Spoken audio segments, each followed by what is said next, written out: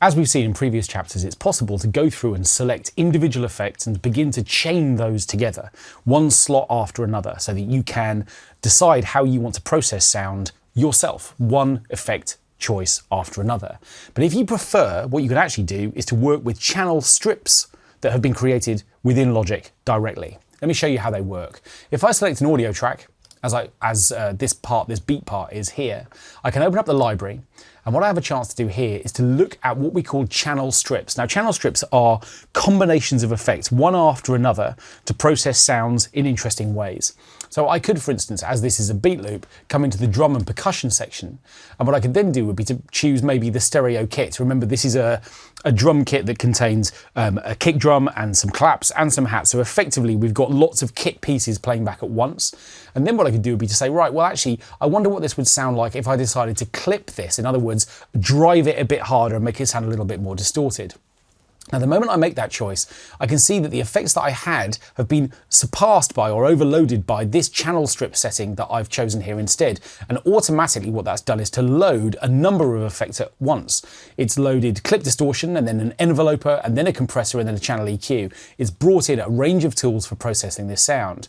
And what I can do very easily is to compare and contrast the difference between the original loop as it sounded without processing and this channel strip of effects. And I can do that over here on the left hand side. If I click, I can see that there's a little power button for each individual effect. So I can click each one in turn if I want to just hear, for example, the enveloper and the compressor, and leave the clip distortion and the EQ bypassed, or I can stripe down the left hand side across a number of effects at once, switching on all effects or turning them off. So here is the bypassed version. This is the original beat loop, and then what I'll do is I'll swipe down and sort of bring in all of this channel strip content to see how it's affecting the sound.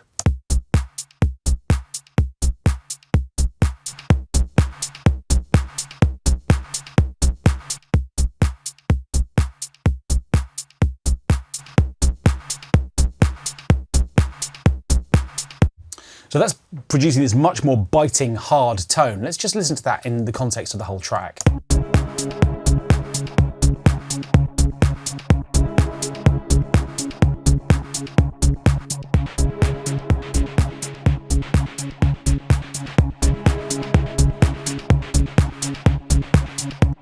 So what's interesting about when you start working with channel strips like this is that your brain will start making connections between different sounds within your mix. Because the drums are a little bit more overdriven and distorted now, it feels like they pair together a little bit better with this kind of white noise sound, which has got this kind of scratchy, overdriven quality to it as well. And so we start making these interesting choice relationships. So when you're working with audio files, it's really worth opening up the library and going into the channel strip settings and just beginning to click on different ones to experiment with what happens when Logic provides different combinations of effects in sequence like this.